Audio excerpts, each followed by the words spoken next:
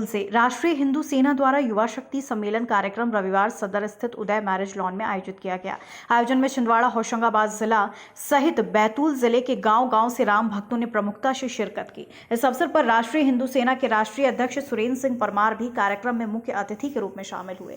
साथ ही बैतूल विधायक निलय डागा, राष्ट्रीय हिंदू सेना के राष्ट्रीय उपाध्यक्ष अमित सिंह राजपूत, प्रदेश गौरक्षा प्रमुख शिवराज सिंह कुशवाहा, राष्ट्रीय सुरक्षा प्रमुख सचिनानंद सिंह ठाकुर, क्षेत्रीय अध्यक्ष अनूप मुखिया, प्रदेश प्रभारी हेमंत साहू, राष्ट्रीय गौरक्षा प्रमुख महेंद्र यादव, राष्ट्रीय हिंदू सेना के प्रदेश अध्यक्ष दीपक मालवी, मध्य भारत प्रांत अध्यक्ष पवन मालवी सहित सैकड़ों हिंदू सेना कार्यकर्ता और राम भक्त रहे शामिल।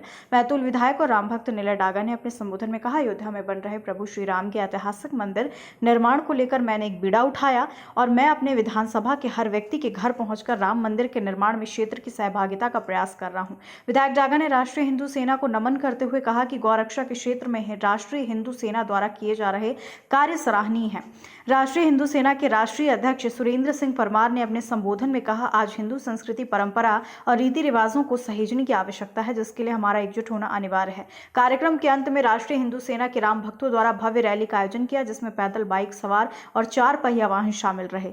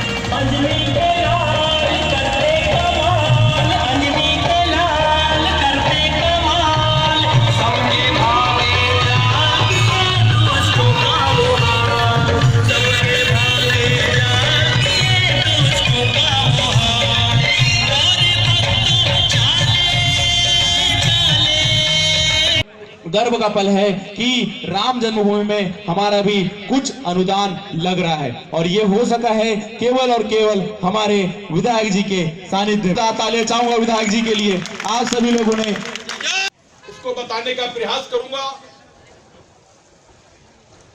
हिंदू समाज को जागृत करने का काम हम अभी से नहीं कर रहे हैं। 15 अगस्त 1998 को जब राष्ट्रीय हिंदू सेना का निर्माण हुआ तो लोगों ने मुझसे पूछा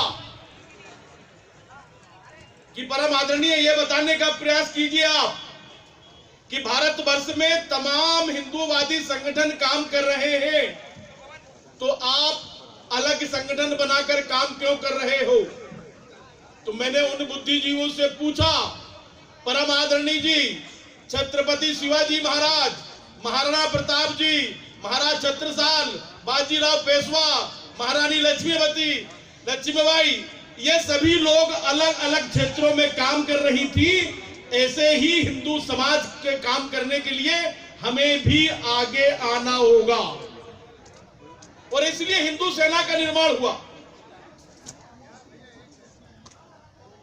भारत में क्या हो रहा है, क्या नहीं हो रहा है, किसी को कोई वास्ता नहीं है,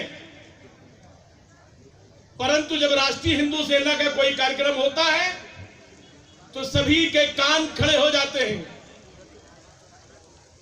हमारा काम चेतावनी देना नहीं है,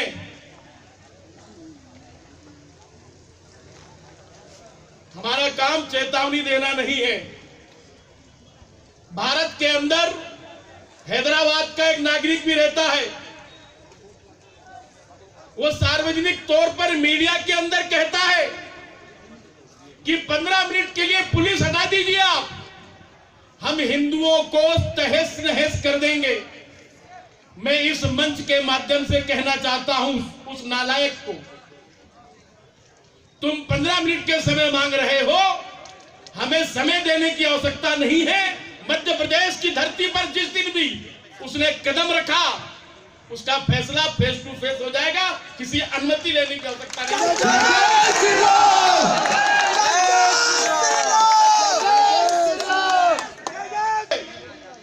किसी की बाप की बपोती नहीं है। भारत में रहने वाला प्रत्येक हिंदू किसी भी पंथ से हो, हमने सार्वजनिक तौर पे कहा था कि हम किसी के काम में टांग नहीं अड़ाते हैं, लेकिन कोई हमारे काम में टांग अड़ाएगा, राम जी की सौगंध, वो सीधे ऊपर जाएगा। जय जय श्री राम, जय श्री राम, जय श्री राम। मुझे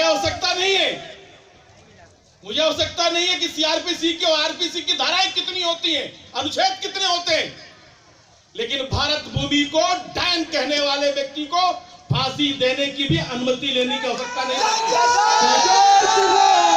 खबर भारतवर्ष के लिए बैतूल मध्य प्रदेश से प्रदीप डिगरसे की रिपोर्ट।